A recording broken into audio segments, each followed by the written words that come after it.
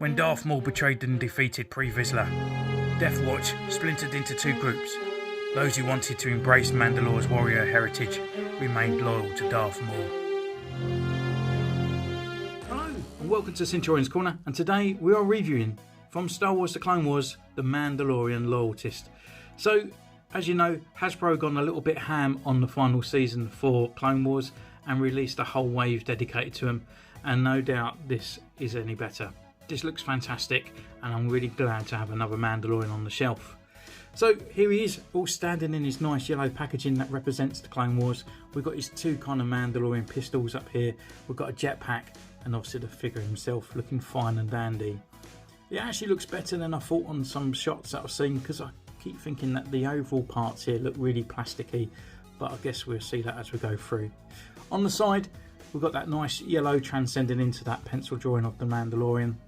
On the back, we have the pencil drawing again and his bio, and he's number 4 in the line, and it transcends that yellow all the way around to the front again, and there we are where we started. So I guess without further ado, let's crack this bad boy open. So here he is in his blister pack. No hidden accessories or anything on there, we just see what we got, but I'm really loving the colour taking him out of the box. He just it's a really nice kind of sort of like a charcoaly grey blue. It's really nice. So what we do, we take him out for his first impressions.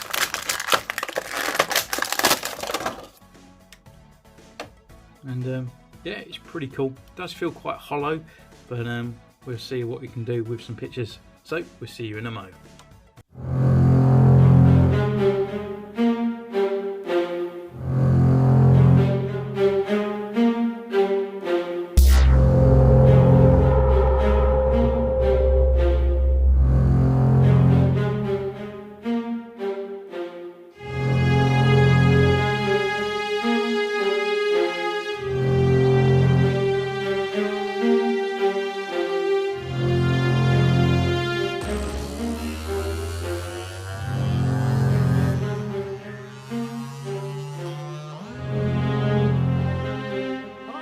So welcome back, been away, we've taken his photos, and what can I say?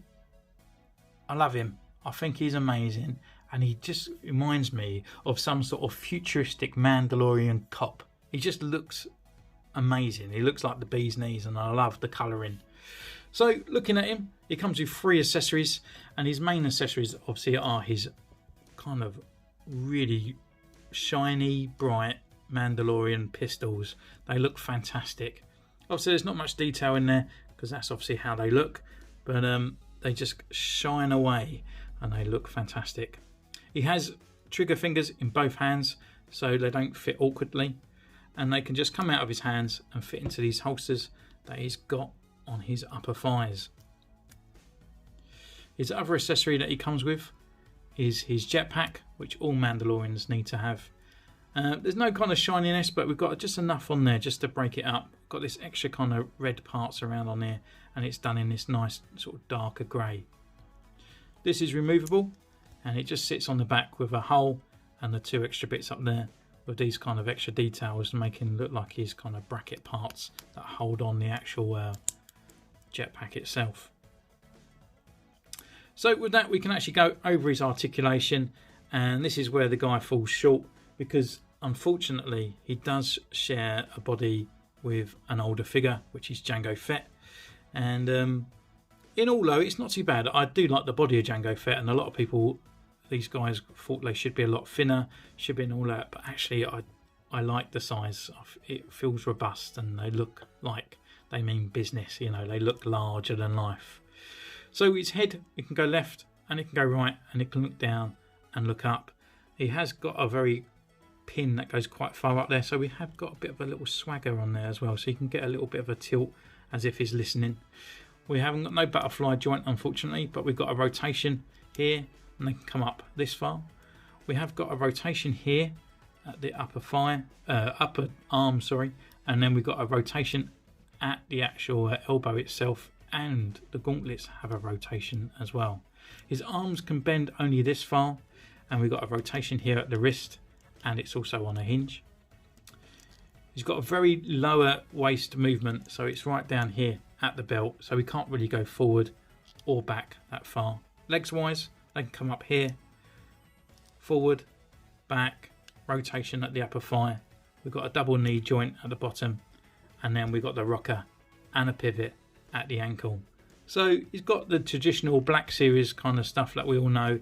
Unfortunately, it's just his elbows where he falls short, so he can't actually physically get any kind of dual wielding kind of pistol looks and stuff on there. But where this guy really comes to life is the looks. I don't know what it is. I really like the grey. You know, comparing him to his original guy, which is Jango Fett, and obviously he's got a smaller belt, so you can actually see more of the sort of abs down there. But yeah, I don't know, there's something about this sort of like painted gunmetal on there. We've got the silver kind of scrape on here. We've got the sort of like the logo on this side and the 0 here on here. The actual blue on here with the silver and the more of that gunmetal at the top. And it's all painted really nicely. There's no real colour bleed or anything on there. Obviously the red on the jetpack that we already looked at. The silver on his gauntlets and on this side as well. Again, he has these little kind of tubing on the arms for his gauntlets, and unfortunately for mine, with my Jango Fett, they did snap, and so I just got to be extra careful, because I just feel like they're not gonna be as good either. I just don't think they've upgraded that in any particular way. Going down to the legs, again we've got the holsters done in the sort of like more of that grey. Got nice shiny kneecaps, and down to the armour as well. And the thing, the only thing I do feel like this is let down is that it probably needs some weathering on the actual undersuit itself. It does kind of look like a blue shell suit or something underneath it, but it's not as bad as I thought it was going to be when I first was picking up the figure, or from the promotional things. It did look really plasticky, but no, I really enjoy it, and I think this guy looks fantastic. I think he actually might be my favourite Mandalorian on my shelf, to be honest. I really like him. So that kind of brings me to the end of the review. What do you think? What is your favourite Mandalorian out of all the lines, or even other ones as well, including Boba Fett? Let me know down below. You can follow me on Instagram, which is in the description, and you can actually follow me by dinging that bell and subscribing if you'd like to see even more of my content. So thank you once again. Take care. I'll see you next time. Bye.